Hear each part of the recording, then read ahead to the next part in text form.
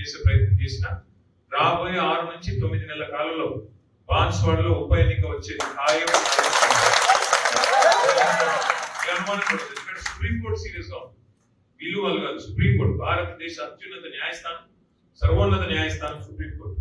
ఆ chief justice గారు ఇప్పటికి 10 సార్లు పట్టుకాయలు ఇచ్చినారు రాష్ట్ర శాసనసభ స్పీకర్ గారికి. మీరు వెంటనే నిర్ణయం తీసుకోండి. 3 నెలల గడువు పెట్టినారు. మరి 3 నెలల గడువు కూడా ముంచుకొస్తున్నది. మొన్న జూలై ఆఖరిలో పెట్టినారు, ఆగస్ట్ అయిపోయింది, 1 నెల అయిపోయింది.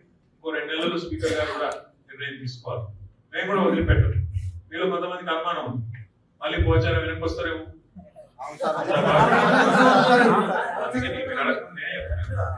నేనేం చెప్తున్నా మీకు మీరు ఒకటే గుర్తుపెట్టుకోండి, ఈ 2-3 నెలలు ఆ గడువు ముగిసిన తర్వాత ఖచ్చితంగా సుప్రీంకోర్టు మళ్ళీ ఒక స్పీకర్ గారు సానుకూల నిర్ణయం తీసుకొని ఎస్ వీళ్ళందరూ పార్టీ మారినారు, వీళ్ళ మీద వేటు వేయవలసిందే అని స్పీకర్ గారు నిష్పక్షపాతంగా కనుక నిర్ణయం తీసుకుంటే సంతోషం.